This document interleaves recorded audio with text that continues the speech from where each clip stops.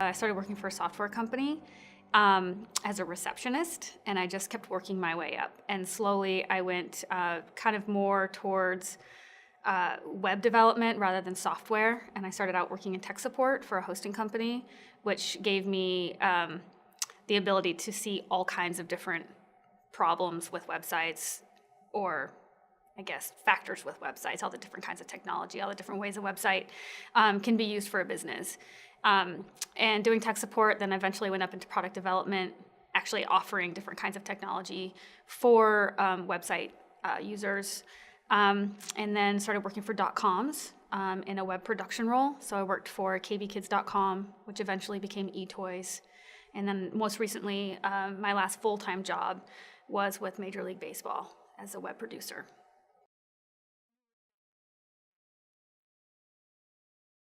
I decided to go out on my own and do web development for small to medium-sized companies. And what I discovered in that is that there was also something else I was missing in my job at MLB, and that was meeting with people and learning about their businesses and their dreams and their passions. And that is really inspiring, and I was missing that.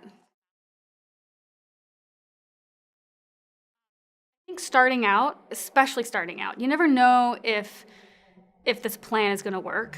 So you don't want to take off more than a bunch at once. You want to kind of start small and build up. And I think websites are very scalable, which is one awesome thing about them. It's not print. You print something and it's out there, and to change it, you have to go through the whole cycle again, print, the cost production, getting it out, getting it distributed. But with websites, they're a living, breathing thing, and you can always enhance them, grow them, make them bigger. So I guess starting out, there's two basic things you need. One, you need a domain name, and that is sort of like a license plate, and you have to register it. Then the next thing is to get your hosting space. Now, these are two different things, but some service providers sell them together, so it can be confusing. You can register your domain name with GoDaddy, but you can host with bluehost.com. Or you can register your domain name with GoDaddy and host it at GoDaddy. But they're two separate things. A lot of times it can be confusing in the beginning when you first start out, because you can order them and register them at the same time, but they might have different renewal dates. So it's just something to kind of be careful of. Basically what you're doing is you are subscribing to a space on a server that is attached to your domain name, so that when someone puts your domain name in, it goes to that server and pulls up your files and renders your website. So you're basically just buying space on a server. That's what the hosting is. And you can move your hosting. You don't have to be locked into one space. Hosting is really cheap these days. So when we're talking about scalability and the economical feasibility of having a website getting up and running, you can be up and running for $10 a year for a domain name and $5 a month for web hosting. That's like $50 a year. That's really cheap. So those are really the two things you need. Where I go to look for domain registrations is whois.com. It's just like it sounds, whois.com, all one word. There's a big field. You can put in any name, click search, and it'll tell you if it's taken or if it's available. You can register it there as well, or you can just use it as a way to search a library index. Leading web hosting providers have a lot of tools which are really helpful. GoDaddy, I think Wix, wix.com is another popular one that's sort of up and coming. But they have tools where they're called site builder tools, where you can actually go to their space, have the hosting from them, but then they also have tools to help you build a website with like a WYSIWYG editor, which is what you see is what you get. So you don't have to know code. You can literally go through on the front end and click your pick your styles, upload an image, upload your content, and you can have a pretty decent website for a pretty economical price.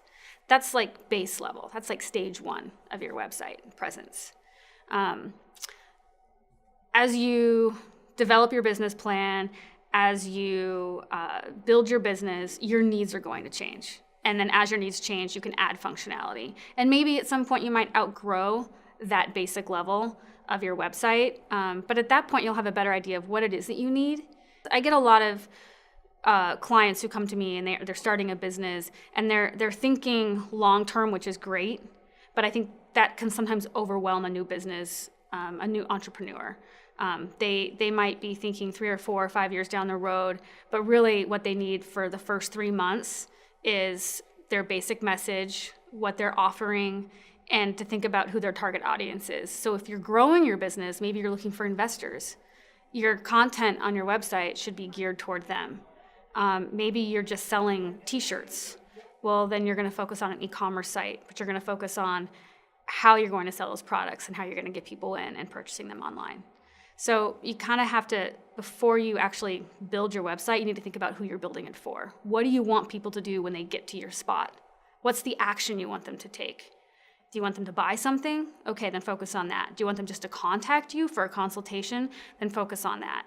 Do you want to appear like a good investment to potential investors? Then you're going to have other content that you might want to show. So it just sort of really depends on what your specific needs are. That's going to be different for every business. And it's going to change all the time, and that's okay. You've got to have your name and your phone number. Mailing address isn't a bad idea. Your email address, and that should be somewhere on every page. A lot of times you'll see it in the footer, and that's great. If you're a business that takes appointments or you're a restaurant, your phone number should be like top, like front and center on the top. Making sure that your website looks good on a handheld is really, really vital, especially if you're a restaurant. Or if someone's going to be looking for you while they're in their car or traveling to you, if you're a tourist destination, you're providing, you're a guiding tour service, B&B, all these things that Alaska communities have a lot of in the summer, you want to make sure that your presence looks good on a phone. As long as the phone number's there and it's readable and someone can find you, having a map location, embedding a Google map, and that's usually a function or a tool that comes in almost every site builder. You should really take advantage of that. Unless you're paying for paid advertisement spots on the top, you just have to play by the rules, and those rules are simple. Your content should be relevant to whatever the person is searching for. So have good content. That's the key takeaway. Your content should be good.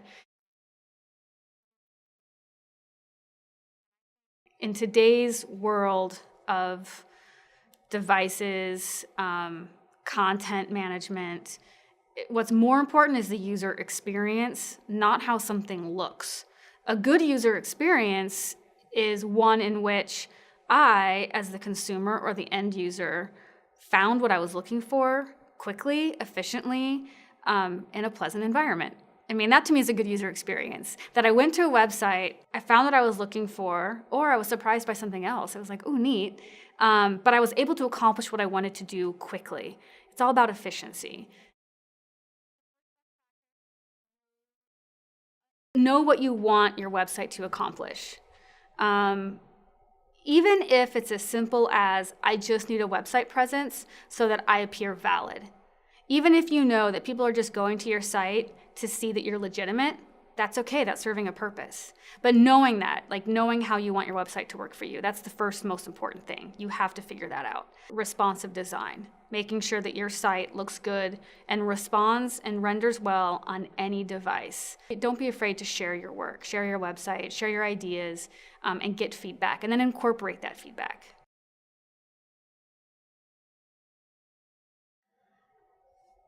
Think long term. Don't be afraid to shoot for the moon, but chunk up your business plan into things that are achievable. And the first, like my perspective of that, of course, is online marketing. What's achievable? Don't get totally overwhelmed and consumed with wanting this super flashy, awesome designed website. Your website is going to go through so many versions and renditions.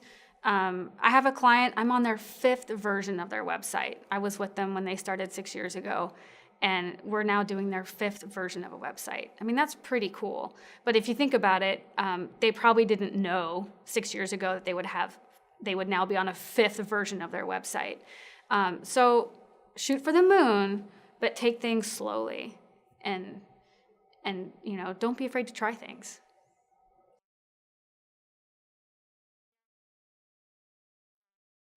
don't be afraid to think outside your community.